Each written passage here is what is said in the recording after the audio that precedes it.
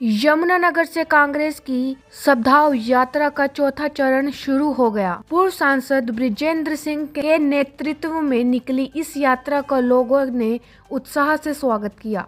यात्रा का मकसद समाज में भाईचारा और एकता बढ़ाना है।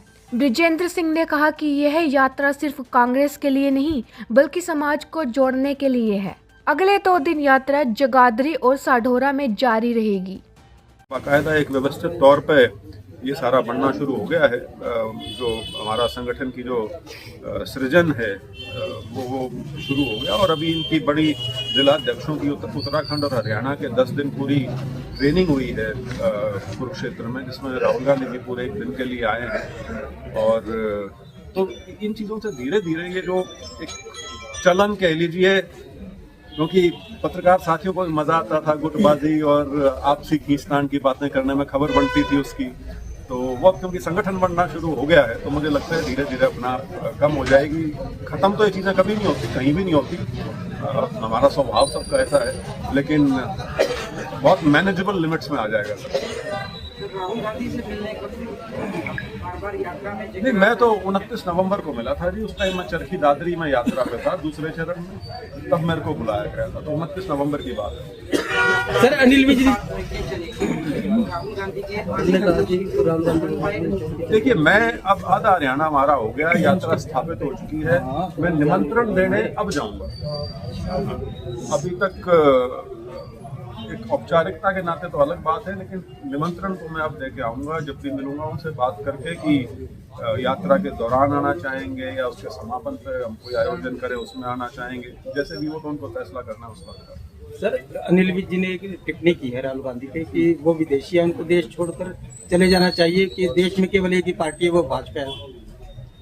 उनको ये समझा देना है लोकतंत्र है, एक पार्टी या तो चाइना में है, ठीक है, या क्यूबा में। तो उनको बता देना, आप या तो अपनी पोजीशन क्लियर कर दो कि हम फांसीवादी हैं।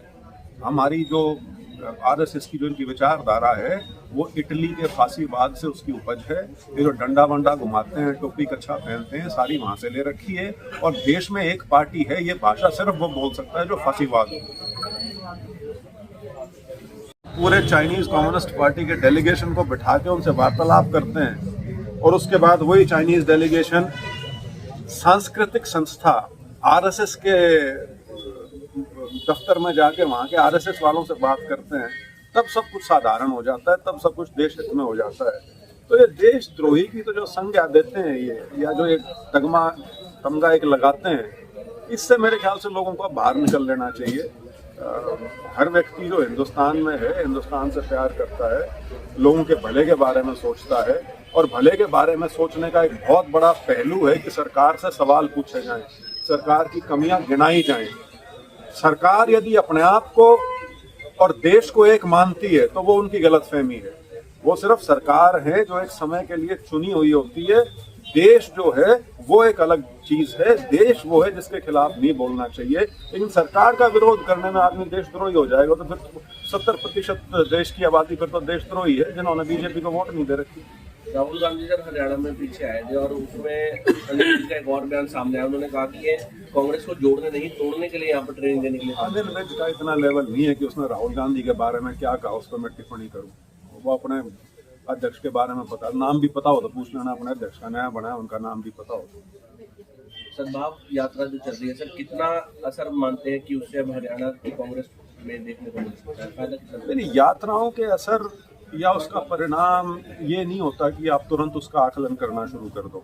यात्रा तो एक निरंतर प्रयास है, कोई इवेंट नहीं है कि एक दिन का कोई फंक्शन किया और उसमें कितनी भीड़ आई उससे उसका आकलन लगाया जा सके। यात्रा तो एक प्रवाह है, नदी की तरह है।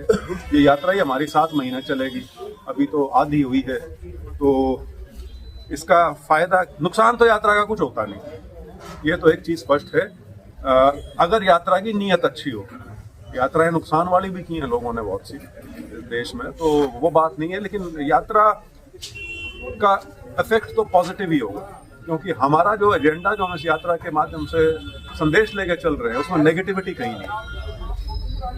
सर राहुल गांधी जी पहले भारत जोड़ो यात्रा लेकर चले थे, जम्मू कश्मीर से लेकर पूरे देश में उन्होंने, उसके पश्चात अब आप हरियाणा में सद्भावना यात्रा निकाल रहे हैं।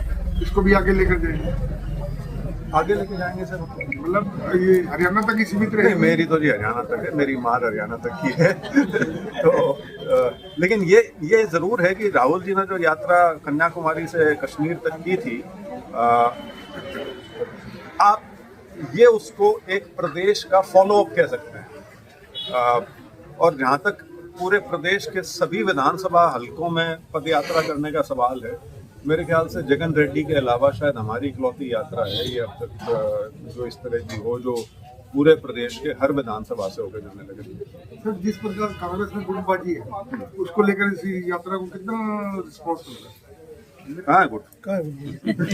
सारे बैठे हैं। नहीं, लेकिन वो ये देखो हुड्डा के जो ग्रुप के वो तो कोई एक व्यक्ति पार्टी थोड़ी है, वो दिन लद गए ना। एक दिन एक संकुचित दायरे में पार्टी नहीं है। अब हमारे नए जिला अध्यक्ष बन गए हैं, नए प्रदेश अध्यक्ष बन गए हैं, जिलों में कार्यकारिणी बननी शुरू हो चुकी है। मेरे ख्याल से 23-24 हल्कों की बन भी चुकी है, प्रदेश की भी शायद जल्दी आ जाएगी।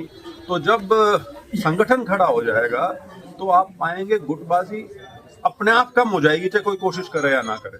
क्योंकि मेरा ये निजी तौर पे मानना है, संगठन के अभाव में आप फिर नेता को ढूंढते हैं, क्योंकि संगठन तो है नहीं, कोई पार्टी का दफ्तर है नहीं, कोई जिला अध्यक्ष है नहीं, तो कोई कार्यकर्ता है या नेता है वो कहाँ जाएगा? तो फिर किसी बड़े नेता के बारे में जाए।